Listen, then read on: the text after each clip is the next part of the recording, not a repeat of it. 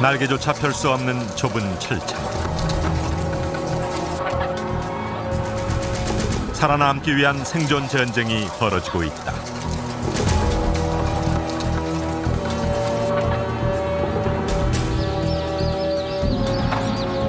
선택되지 못한 수평아리들은 바로 도태된다.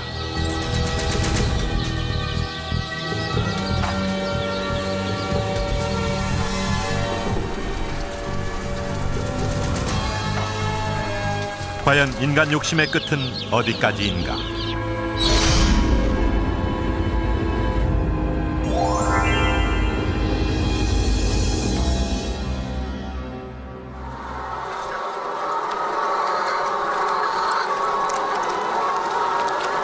닭 사육이 대량화되면서 배터리 케이지라는 닭 사육틀이 개발됐다. 단지 편리하게 관리하기 위해서다.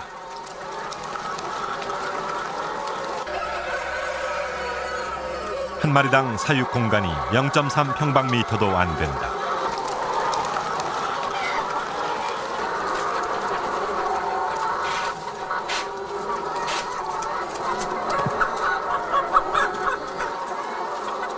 신참이 새로 전입해오면 치열한 싸움이 벌어진다. 세력 다툼이다.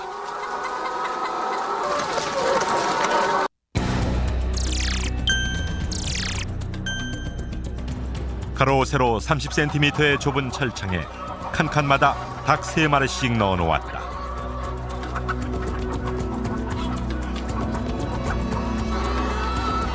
발로 짓밟거나 깔아 죽이기도 한다. 내장이 터져 나올 때까지 계속되는 전쟁. 다툼에서 진 녀석은 죽어나온다. 이때 막 진 눌리니까 같이 들어앉아서 막 힘센 것들이 약한 놈들은 막 진 눌린다고. 그럼 밑으로 막 빠져나오려고 그래요. 빠져나오려고 그러면 날개가 이제 저 밑에 꽉 끼가지고 못 나오고 그래.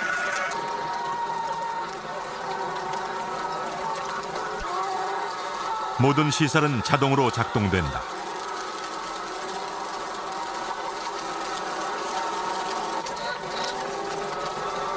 알을 많이 낳게 하기 위해 고단백질 사료가 공급된다.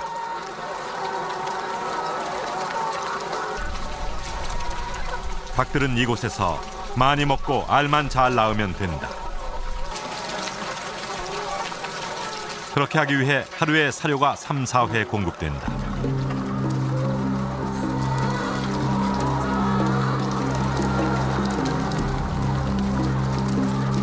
아무리 사료가 많아도 먹지 못하는 녀석이 있다. 약한 녀석은 머리조차 내밀기 힘들다. 겨우 2마리가 목을 내밀고 사료를 먹을 수 있을 정도다.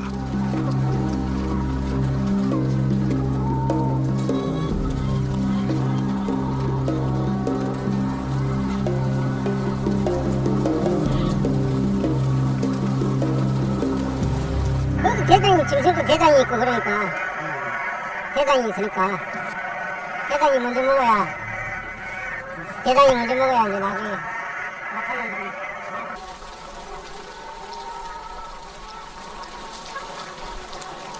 발버둥 쳐야 겨우 먹이에 도달할 수 있다.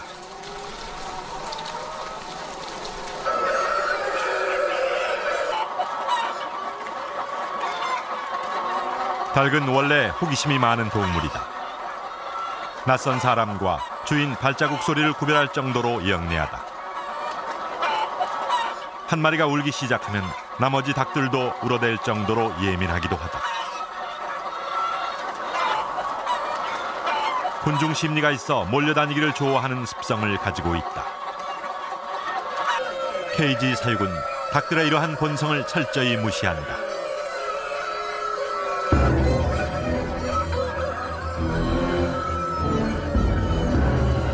닭은 원래 땅을 헤집고 부리로 모이를 쪼아먹으며 살아가는 본능을 가지고 태어났다. 흙을 파헤치고 흙에 뒹구는 것도 그들의 본성이고 기본적인 생리다.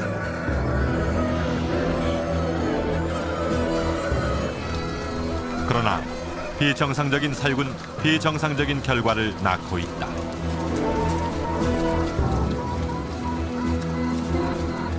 그 닭은 이빨이 없지 않아요. 이빨이 없기 때문에 뭐가 이빨 역할을 하냐 그러면 주둥이하고 발뿌리 빼죽건 거 그것이 이빨 역할을 하는 거거든요. 근데 이게 버리져야 되는데 버리질 못하잖아요. 이게 버리질 못하니까 발톱이 자랄 수밖에 없지 않습니까? 그게 비비 꿰는 거예요. 그렇게 되니까는 결과적으로 자세, 서 있는 자세가 불안한 거죠. 불안하니까 닭 전체가 불안해지죠.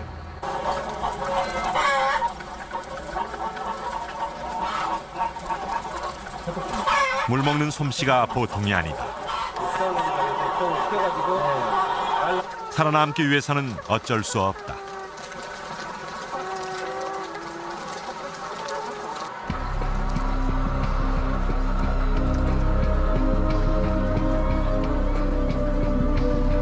견디기 힘든 스트레스는 공격적 행동으로 표출된다.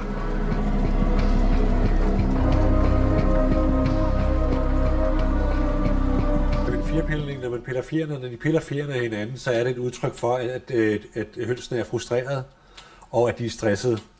Og når de gør det, så kan det selvfølgelig få dramatiske konsekvenser for den enkelte høne, for i den sidste ende kan det ske så voldsomt, så det er, at det ender i kannibalisme, hvor man simpelthen hakker hønsene til døde. Så det, der er vigtigt, det er at undgå alt, hvad der sker med fjerpilning, og øvrigt at skabe nogle forhold for hønsene, så de ikke kommer til at pille fjerne af hinanden. 구리가 칼로 자른 듯 없어진 녀석들이 보인다.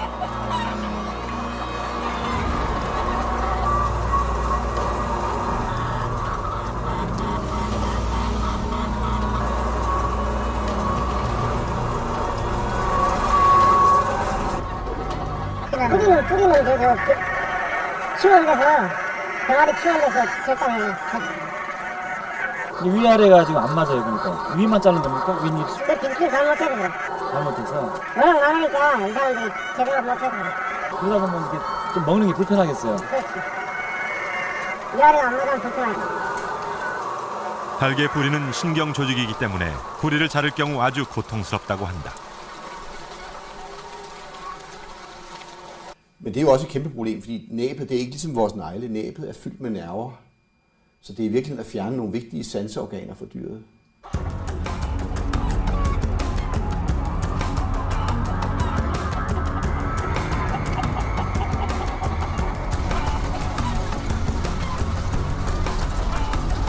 비좁은 케이지의 열악한 환경은 닭을 더 이상 정상적으로 살아가기 힘들게 만든다.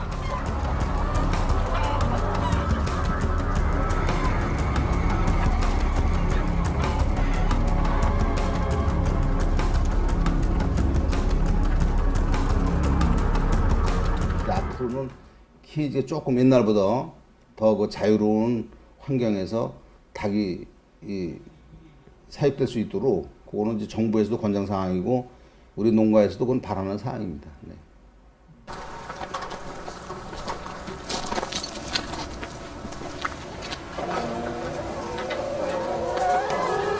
닭을 열흘 이상 굶겨 달걀을 많이 낳게 하는 털갈이 현장이다.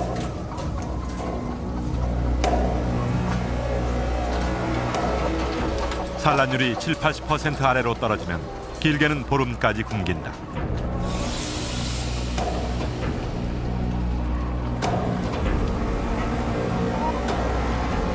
그러면 깃털이 빠졌다가 다시 나면서 산란율이 높아진다. 이른바 환우 현상이다. 보름을 굶기는데 보름을 굶겨버렸는데 얼마나 배고팠겠어요. 그죠? 사료통 부러지는 소리 들려요. 딱딱딱딱딱. 나중에 한 보름 이제 굶기면요 닭들이 다 죽어 까들어져. 기운이 없어서 그냥 뭐 찌그러져.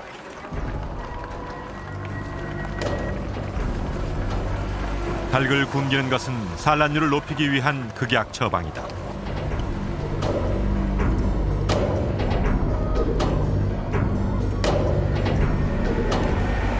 닭의 생체 리듬을 바꿔 산란율을 높이는 것이다. 산란율이 95%까지 높아지는 경우도 있다고 한다. 그러니까 힘없지. 하지. 사람이 들어가도 얘막 난리지게 되는데 꽥꽥 소리 해야 되는데 안 그래. 처음에는 사람만 꿀떡하면 막 난리지는데 이제 굶으니까 배가 막 힘이 없으니까 조용해. 깃털이 빠지면서 다시 나는 것은 닭에게는 자연스러운 생리 현상이다.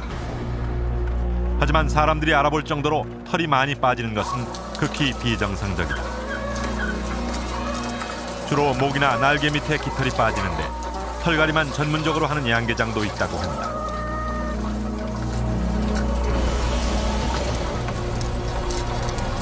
심할 경우에 산란율이 80% 이하로 떨어지면 곧바로 털갈이를 한다.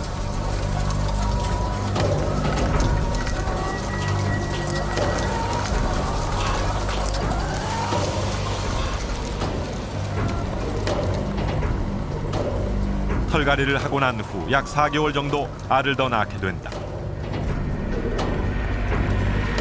하지만 상당수의 닭들은 털갈이를 견디지 못하고 기진맥진해 죽어간다. 10,000마리당 300~400마리가 죽어나간다. 그나마 나아진 게 이 정도다. 다시 목에 털이 나기 시작한다. 생체 리듬이 바뀐 것이다.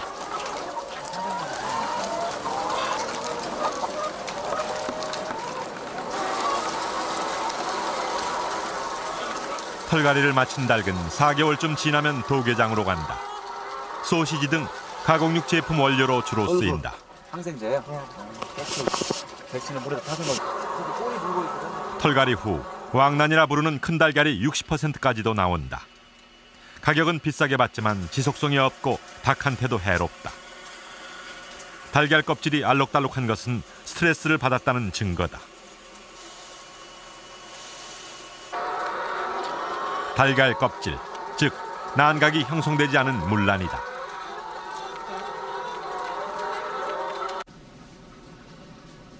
껍질이 두 겹인 것도 있다.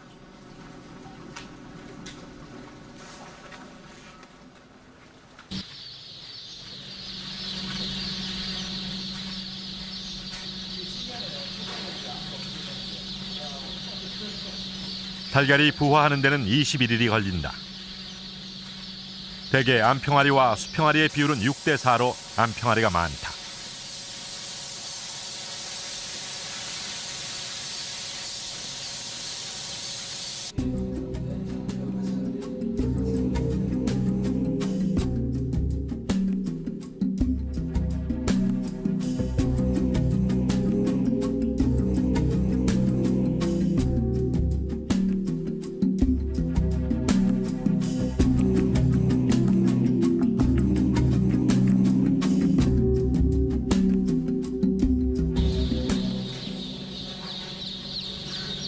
갓 부화한 병아리는 곧바로 암수 분류 작업에 들어간다.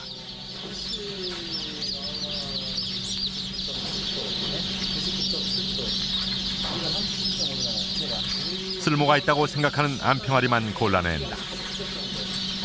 이 순간이 병아리에겐 중요한 순간이다. 선택돼야만 생명을 건질 수 있다. 생사를 결정하는 순이다.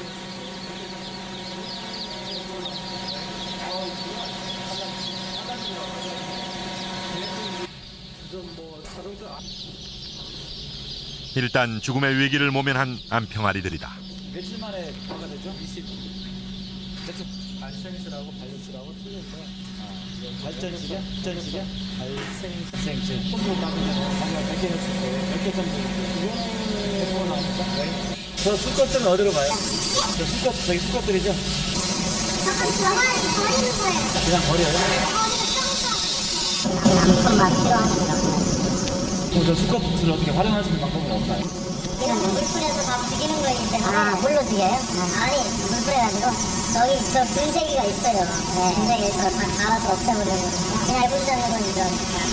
해분장이라는 뭐죠? 해분장이라는 얘 육동, 닭똥. 얘가 한장 루트가 틀립니다. 그래요? 그래. 살이 좀 많이 먹고 또 크지도 않고. 그러면 농가에서 손해죠. 그러니까 또 기간도 많이 걸리고. 기간도 많이 걸리고. 육자 같은 경우는 뭐 한 30일, 한 35일이면 수확하는데 얘들 그거 많이 했었고. 부화 후 35일 정도에 1.5kg짜리 튀김용 닭을 만들어내는 양계장이다. 일단 목숨은 건졌다. 이제 살찌우는 프로그램만 기다리고 있다.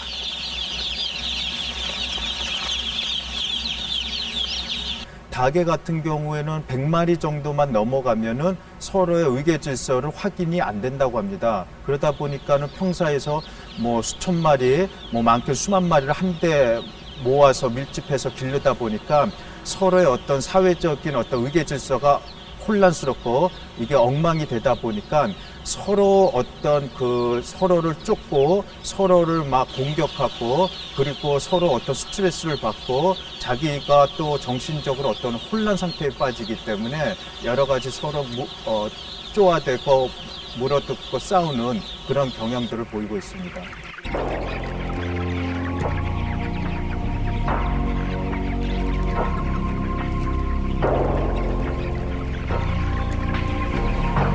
보통 100평의 하우스 양계장에 5,000마리 이상의 닭을 집어넣는다.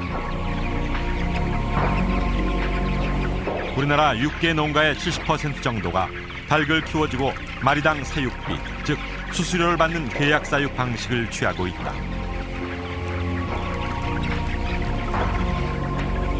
숨쉬기 어려울 정도로 공기가 탁하고 후덥지근하다. 바람 한 점 들어오지 못하도록 밀폐됐다. 부화하자마자 농장으로 옮겨온 지 20여일 정도 지났다.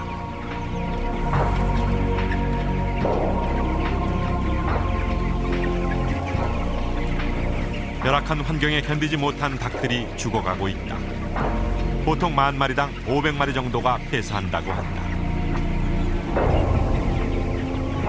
닭들의 엉덩이 부분이 풍선 모양처럼 빨갛게 부풀어 올랐다. 농장주는 이 현상이 변에 피가 묻어나오는 kok시dium증 때문이라고 한다. 원충이 맹장에 기생하는 병이다. kok시dium증을 치료하기 위해 항원충제를 물에 타 먹여야 한다. 길게는 5일 동안 먹이는 경우도 있다. 이 닭들은 이미 양계장에 오자마자 3일 그리고 12일째부터 3일 동안 질병 예방제를 물에 타 먹였다.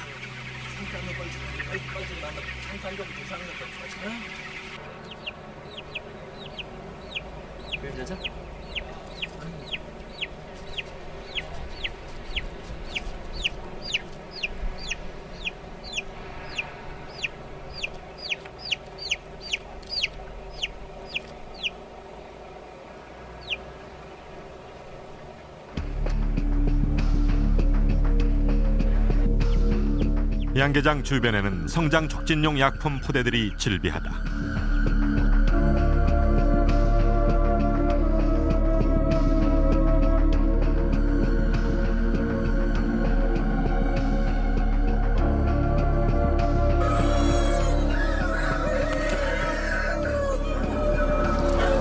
물 색깔이 검붉게 변했다.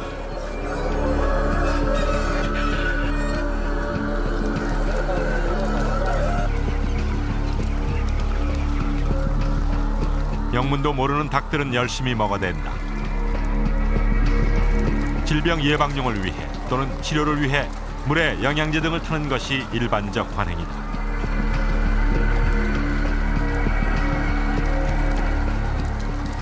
옛날 주사 놓고 그랬는데 주사 놓고 힘들고 그러니까 지금 음수로 다 한다고. 얼마 만에 한 번씩 했어요? 물약으로 이제 보름마다 그래 이제 물약으로 3일, 3줄 때마다, 3줄 때 3일 줘, 이제. 10월마다 한 번 주더라도, 3일을 연급해준다고, 그건 물사로 준다 그래. 사료당 이제 뿌리는 거라. 물교대로 주는 사람도 있고, 이제 기계 설치해가, 이제 사료 중에서, 이제 기계 가면서 그냥, 그쪽으로 설치해가지고 기계로 주는 사람도 있고, 그래. 물교대로 쫙 주는 사람도 있고, 사료에 이제 그냥 가루약 차는 사람들은, 이제 사료 차고 오면은 거기에다 이제 그냥 타면서 그냥 사료가 섞여 음수 먹이는 사람들은 이제 물통에다 물땡기에다 이제 타고 그렇게 하지. 왜 먹이는 거예요? 아니 병 예방하는 거지. 또 어떤 농장 가서 보니까 아예 그냥 빨간 약처럼 빨갛게 타서 먹이던데. 그건 영양제하고 막 섞여서 그래. 섞어서. 그러면 이제 뭐 계란 세상 좋으라고 영양제 그런 거 막 그냥 섞어가 이기는 거 있고 그래. 차라에다가 이제 뿌리 주는 것도 있고. 그다음에 또 계란 색깔 좋으라고도 뭐 합니까 이렇게? 그렇지. 색깔 양각 좋으라고도 껍질 두꺼우라고도 하고. 껍질이 두껍고. 이제 노란자 이제 좋게 하느라고 하는 할 수도 있고. 그거 물 들이는 거네요 계란에다가? 그렇지. 계란 거기다 영양제 이제 그거 딱 이제 뭐 이제 산란율 조금 좋게 하고 그러는 거지. 그것도 예. 하는 사람들은 한 달에 2번씩 해. 한 달에 2번씩 먹여. 그렇지. 그걸 안 하면 또 차이가 나니까. 그렇게 하는 사람들은 또 계속 그렇게 해야 돼 또. 그 말하자면 항생제를 많이 쓰긴 쓰네요 그러면은. 그렇지. 항생제 닭한 대는 항생제 좀 들어가야 돼 그래서. 안 들어가면 뭐 폐사 나오고 뭐 이러니까 안 돼.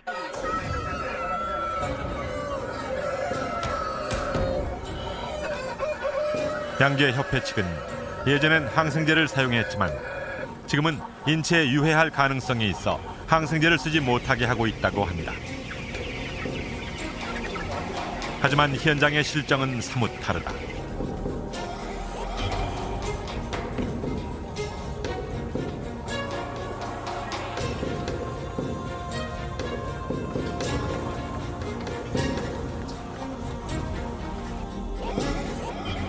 축수산물에 사용되는 전체 항생제 가운데 닭에 사용되는 항생제가 20%에 이른다는 보고가 있다. Foder, det er jo forbudt i Europa at bruge antibiotika som tilsætningsstof i dag.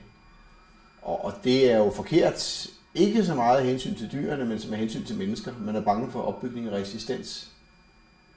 Altså problemet med at tilsætte antibiotika til foder, det er, at man jo skaber resistens hos en række bakterier.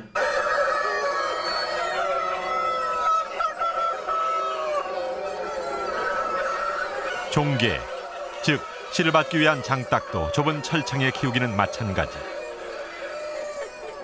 원래 장닭은 암탉 10여 마리를 거느리고 조화를 이루어 살아가는 본성을 가지고 있다. 대개 부화 후 일주일 정도의 벼슬을 자른다. 케이지에 키우기 위해서다. 장딸기 먹이를 먹기 위해 케이지를 들락거리면서 쉽게 벼슬에 상처가 나고 피를 흘리게 되기 때문이라고 한다.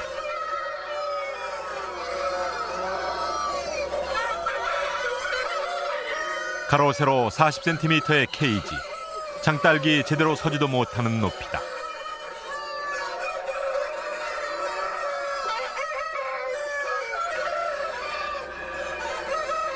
또한 겨울에 동상에 걸리거나 벼슬이 말라 딱지가 생기는 계두를 방지하기 위해서라고도 한다. 장딸은 대개 부화한 지 6개월 후부터 15개월까지 3, 4일에 한 번씩 정액을 채취한다. 수컷 한 마리 정액으로 암컷 30여 마리를 인공 수정할 수 있다. 천천히 들어보고 계세요.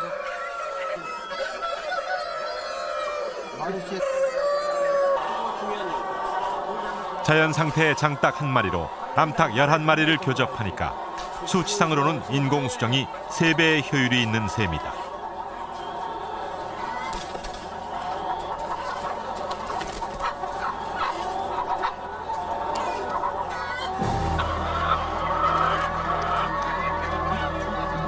대개 암탉들은 부화한 지 6개월 후부터 알을 낳기 시작한다. 그러나 케이지 사육닭의 경우 고단백 사료 투입으로 알 낳는 시기도 앞당기는 경우도 있다고 한다. 케이지에서 사육된 닭의 경우 1년 정도 알을 낳는다. 그러나 자연 상태일 때는 3년 정도 알을 낳는다. 알 낳는 기간이 3분의 1 정도로 짧은 셈이다. 그만큼 닭에게 무리가 갔다는 얘기다.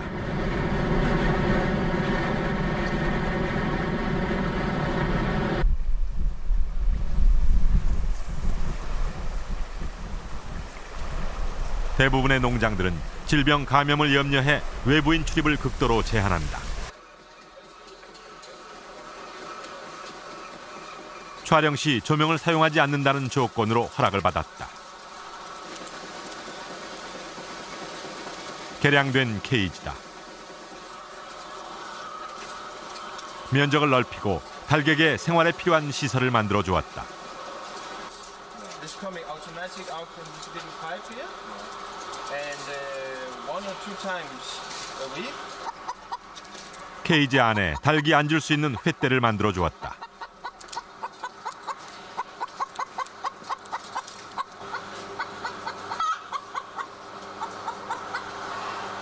Got 20 boxes. There's many to go and check. Every day is checking. Every day checking. 놀이 공간도 만들어 주었다. 닭이 올라가 놀 수 있게 하기 위해서다. 닭이 숨을 수 있는 공간도 마련해 주었다.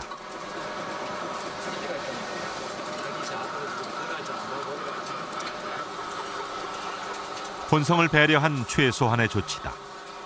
닭들의 본성에 맞추는 것이 소비자들의 요구이자 닭들도 행복해지기 때문이다.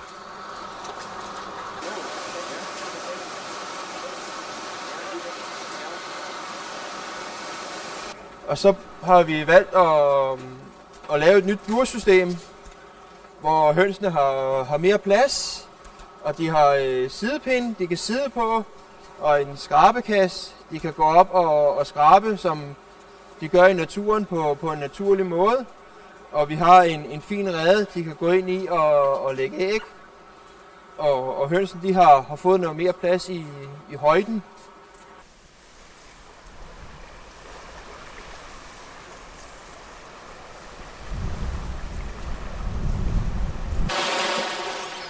(1300마리의) 닭을 기르고 있는 김윤수 씨.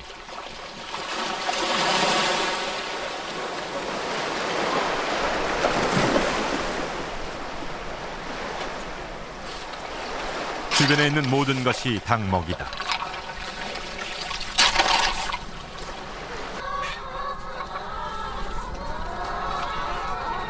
자, 얘들아 들어가자. 조금만. 자, 내려오자. 아, 안 돼. 괜찮아. 자, 조금만. 모이는 하루에 1회만 준다. 자, 얘들아 잠깐만. 얘들아 이리 오세요. 자, 이쪽으로.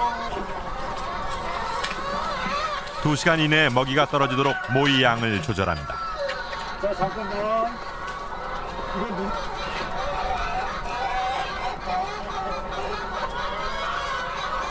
닭똥 냄새로 닭의 건강 상태를 체크한다.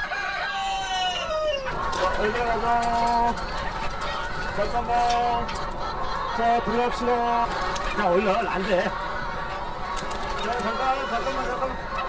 자, 조금만 내려가자. 자, 갑시다. 아니야, 이리 와. 모이는 60%의 사료에다 쌀액이나 왕겨 등 주변 부산물을 40% 정도 섞어 만든다.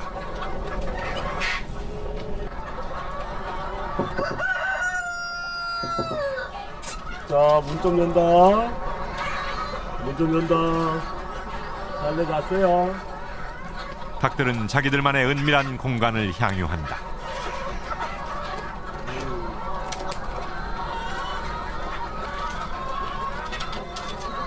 그러기 위해서는 사람의 접근은 최대한 자제하는 게 필요하다. 그래, 잘했어.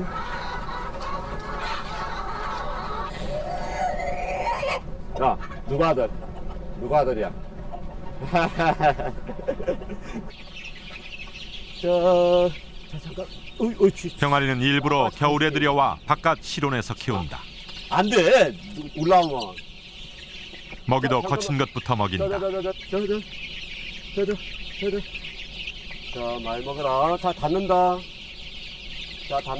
알았어. 자, 오자마자 3일 동안은 거친 희연미만 준다. 왔다. 자자자자.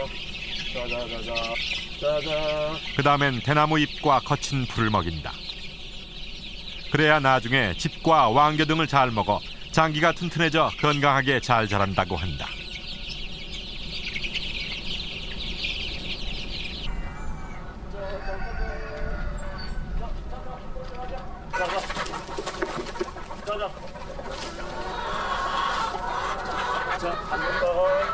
어릴 때부터 먹던 풀이다. 김윤수 씨는 브로콜리 등 주변 부산물을 사료로 이용한다. 버려지는 농가 부산물을 거두어들여 환경도 지키고 닭에게도 건강한 먹이를 줄 수 있어 일거양득이다. 닭에게는 자기들끼리 어울리면서 자기들만의 세상을 만들도록 놓아둔다.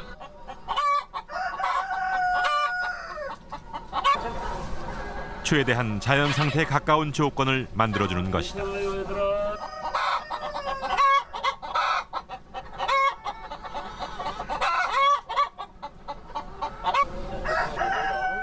김윤수 씨가 생산한 달걀은 찾는 소비자들이 많아 없어서 못 팔 형편이라고 한다. 수익성 면에서도 일반 케이지식 닭 사육에 비해 절대 뒤지지 않는다고 한다. 사료비도 절반만 들 뿐 아니라 노동력도 적게 든다. 그리고 무엇보다도 중요한 것은 소비자에게서 확고한 신뢰를 얻고 있다는 사실이다.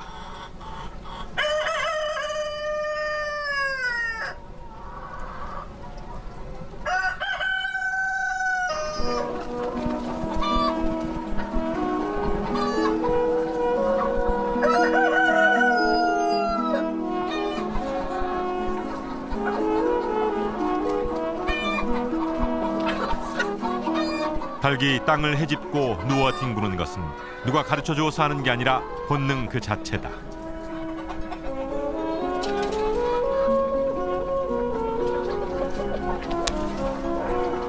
닭은 흙목욕을 통해 이와 기생충들을 없앤다. 닭에는 이가 많은데 이가 많으면 알을 못 낳게 되는 경우도 있다고 한다.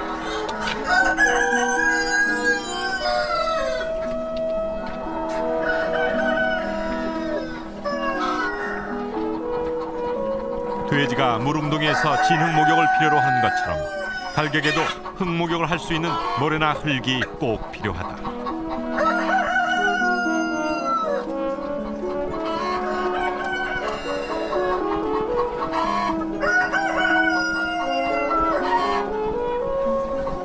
이게 이 정도 닭이 있다 그러면 완전히 떡같이 돼야 되는 게 미생물이 극대화됐기 때문에 지금 이렇게 전부 다 이제 미생물이 이제 발효를 된 겁니다. 그래서 이게 이런 그 볏짚도 이제 똥이 싸가지고 지금 발효되거든요. 이게 쪼개질 겁니다. 그러면 이제 닭들이 다 먹게 되는 거죠. 그래서 이 퇴비를 지금 거의 4년 동안인데 1년에 한 밭에 사용할 때 한 2-3콘테너밖에 안 꺼냅니다. 그러니까 안 치워진 거죠. 그러니까 불어나질 않습니다. 계속 발효하기 때문에. 닭이 1,300마리나 되는데도 분뇨가 거의 없다. 농사질 분뇨가 나오지 않아 걱정할 정도다. 닭들은 원래 장닭 한 마리가 암탉 10여 마리 정도를 거느린다. 장닭은 원래 온순하고 친화력 있는 동물이다.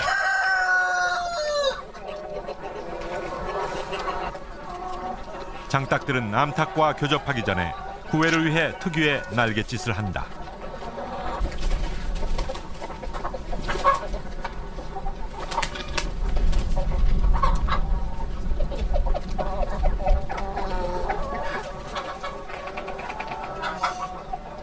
이곳의 닭들은 암탉과 수탉이 조화를 이루면서 살아가고 있다.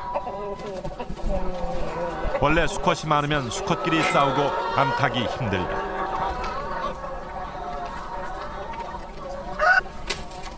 반면 수컷이 적으면 수정률이 떨어진다. 그리고 수탉 주위에 암탉이 모여든다. 암수 비율을 맞춰주는 게 중요하다.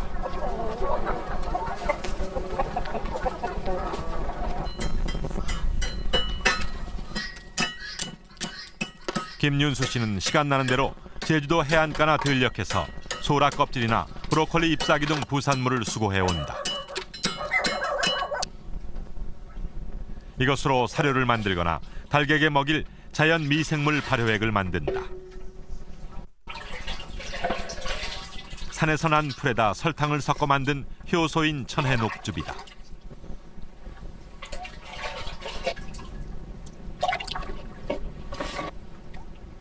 쌀뜨물에다 버려진 초유로 발효시킨 유산균이다.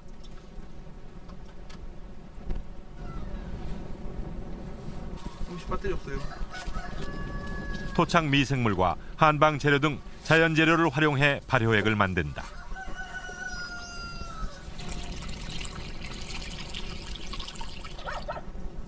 이렇게 만들어진 발효액은 4-5일 간격으로 닭에게 먹인다.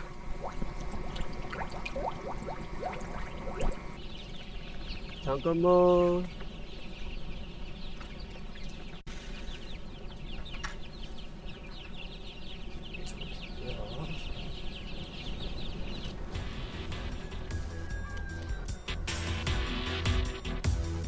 제작진은 먼저 자연농업난과 기계식 사육난의 난백, 즉 흰자질의 퍼짐 정도를 비교해 보았다. 자연농업난은 노른자를 싸고 있는 흰자가 퍼지지 않는다. 반면 기계식 사육난의 흰자는 경계도 없이 퍼져나간다. 이번에는 노른자, 즉 난황의 탄력도를 비교해 보기로 했다. 먼저 기계식 사육난의 노른자다.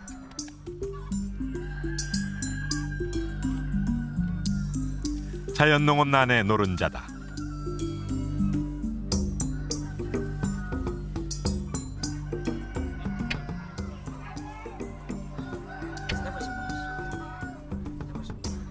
흐트러질 때까지만 누르죠. 3번, 4번,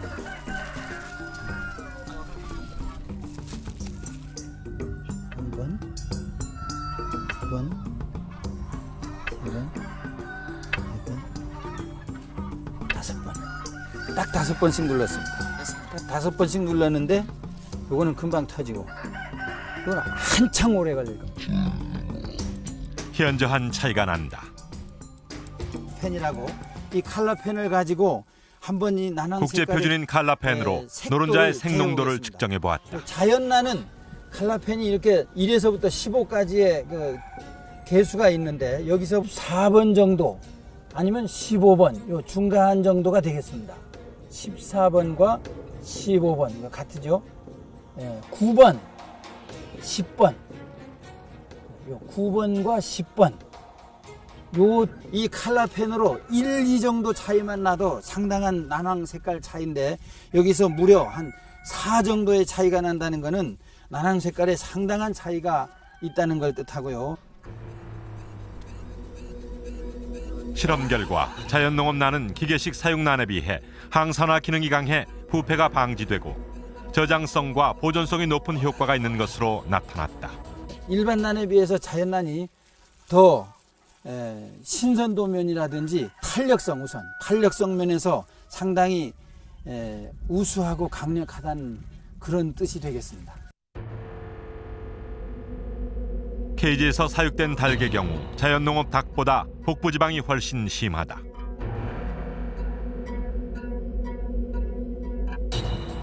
일반 산란계는 인간의 욕구에 의해서 높은 산란율을 유지시키기 위해 가지고 에너지와 단백질과 같은 고농도의 영양소를 함유한 사료를 급여하게 되어 있습니다. 그러면 그거에 비해 가지고 자연농법의 산란계는 자연적인 사료, 천연의 사료 이와 같은 걸 공급하기 때문에 닭에게 과부하가 일어나지 않아서 내부 장기가 정상적으로 유지되고 있다고 볼 수가 있습니다. 제작진은 대구 가톨릭대학교 허용 교수팀과 함께 케이지 사육닭과 자연농업닭의 스트레스 실험을 해보았다. 동물 스트레스 실험의 국제 표준인 엘라이자 반응법을 사용했다. 스트레스를 받았을 때 스트레스에 얼마나 능동적으로 대처하느냐를 알아보는 실험이다. 실험 결과 현격한 차이가 나타났다. 기계식 밀집닭은 스트레스 대응 호르몬이 거의 나오지 않은 반면 자연농업닭은 9배나 많이 나왔다. 근데 그것이 분비가 되지 않았다는 것은 일단은 정상적이지 못했다는 이야기고, 이러한 비정상적인 생리현상은 항염증 작용이라든지 체내 전반적인 생리기전 또는 면역작용이 정상군에 비해서 떨어질 수 있다는 그런 가능성을 암시하고 있습니다. 케이지에서 키운 닭은 체혈 등 스트레스를 받았음에도 불구하고 제대로 대응하지 못했다. 그만큼 둔감하고 적절하게 대처할 능력을 상실했다는 뜻이다. 조류 독감 등 질병이 발생하면 속수무책일 수밖에 없다. 지난주 특집 동물공장 2부작 제1편 1.1 평방미터의 자유 돼지 편이 나가고 네티즌들이 뜨거운 반응을 보였다. 우리나라 실정상 동물 복제를 거론하는 게 아직은 시기상조가 아니냐는 의견과 설마 했는데 사실로 확인돼 너무 충격적이었다는 의견들이 분분했다. 하지만 이번 방송을 계기로 FTA 파고를 넘는 발판을 마련하자는 의견이 지배적이었다. 개방화 시대, 한미 FTA에 이어 한EU FTA 협상도 진행 중이다.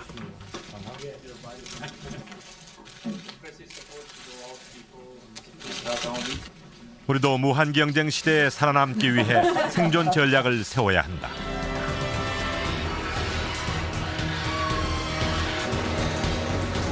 유럽연합은 지금 동물복지 친환경 쪽으로 빠른 속도로 전환하고 있다.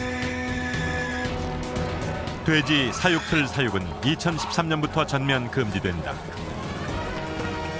닭 배터리 케이지 사육도 2012년부터 전면 금지된다.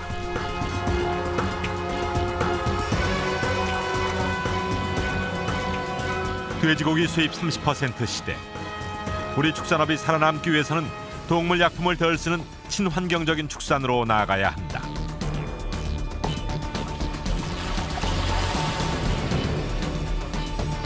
사람과 동물이 함께 살아가는 방법을 찾는 것.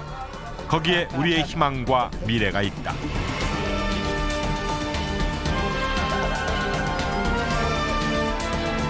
동물이 행복하면 사람도 그만큼 행복해지기 때문이다.